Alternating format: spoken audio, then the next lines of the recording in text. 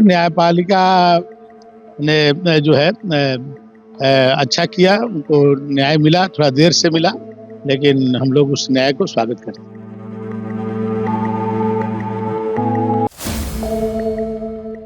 India gate से अब घर तो उनका उन्नाव है, घर तो उनका उन्नाव है, तो दिल्ली से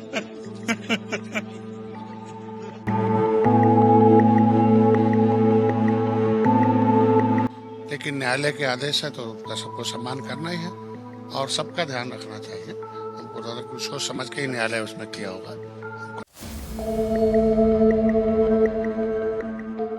सुना और देखा आपने इन चेहरों को। एक तरफ सत्ता की हनक में गूंजते ठहाके हैं तो दूसरी तरफ एक बेबस बेटी की सिसकियां।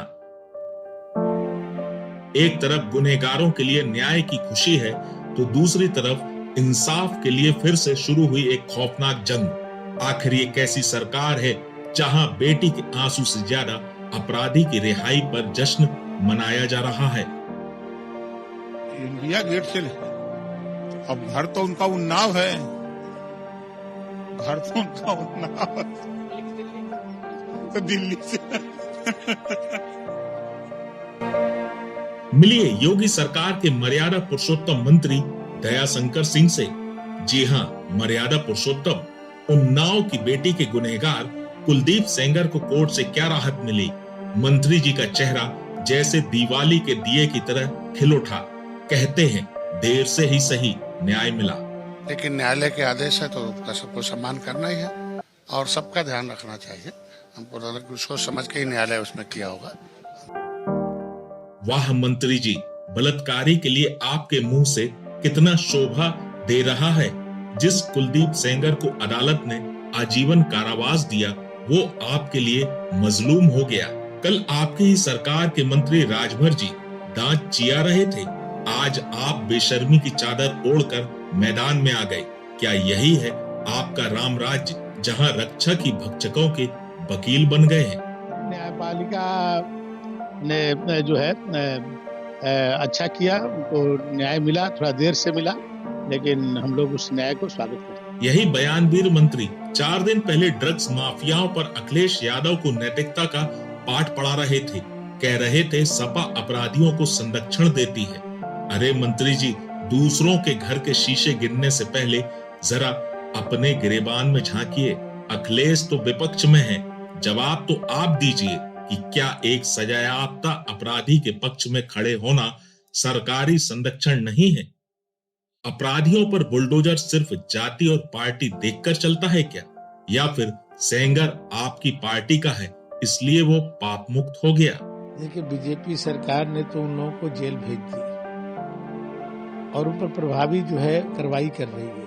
ये कानून पहले भी था, लेकिन अखिलेश जी भी मुख्यमंत्री थे, कहा कभी इस तरह की कोई कार्रवाई कर पाए।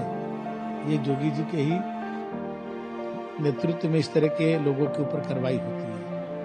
और केवल जेल ही नहीं, इस सरकार ने उन लोगों को जेल भी भेज दिया है। उन पर जो भी कानून के तहत धाराएं होती हैं उसको भी लगाया है और प्रभावी जो है कार्रवाई करेगी, उनको जेल से छूटने नहीं देगी। ये योगी जी की सरकार में ही संभव है। इनका अहंकार सिर्फ यही नहीं थमता। ये वही मंत्री है जो नौकरी मांग रहे अनाथ बच्चों को नेतागिरी न करने की धमकी देते हैं, जो पुल के उद्घाटन पर इंजीनियर को मिनिस्टर होने की धौंस दिखाते हैं। लेकिन इस तरह की नेतागिरी करेंगे तो हम लोग जान जाएंगे कि हम लोग विभाग में आकर कुछ करने वाले नहीं हो। आप लोग नेतागिरी ही करोगे तो हमारे तरह नेता बनो, तो आप विधायक बनो, MP बनो, मिनिस्टर बनो, छोड़ दो नौकरी। ये तो देखो, आप अनुशासन में रहना सीखिए आप लोग, तब आप लोग कुछ करते हैं। नहीं तो ये सब काम के लिए तो हम लोग है ही है। हमारे तरह आओ आप लोग भी अब MLA लड़ो, MP लड़ो, ये समाज के काम करो। अपने लिए करना है तो अनुशासन में रहना। दिमाग खराब ना हो। मैं बिहार से विधायक हूँ और मिनिस्टर, ये नगर पालिका के चेयरमैन है, दोनों आदमी शहर में और हम लोग को बताया नहीं रहे हो, आप खुलवा दे रहे हो। अब तुम किसके उस पर चल रहे हो, मैं समझ रहा हूँ। हाँ, तो क्यों नहीं सुना दिए चेयरमैन को, क्यों नहीं सुना दिए हमको, क्यों नहीं सुना दिए? ये मालूम है कि मैं शहर में हूँ, ये शहर में है। शायद मंत्री जी भूल गए हैं कि कुर्सी जनता ने दी है, किसी रियासत की जागीर नहीं। पुल का फीता काटने की इतनी भूख है, उन्नाव की बेटी के जख्मों पर मरहम लगाने की फुर्सत नहीं। सत्ता के नशे में इतना मत चूर होइए साहब कि आपको इंसान और हैवान का फर्क ही भूल जाए। राजभर के ठहाके और दयाशंकर के ये बयान ये साबित करने के लिए काफी हैं कि सिस्टम संवेदनहीन हो चुका है। उन्नाव की बेटी आज फिर दिल्ली की सड़कों पर इंसाफ की भीख मांग रही है और लखनऊ के शहंशाह गुनहगारों की आरती उतार रहे हैं। याद रखिएगा, इतिहास सिर्फ अपराध नहीं लिखता, अपराधियों के तलवे चाटने वाली इस सियासत का काला चिट्ठा भी लिखेगा।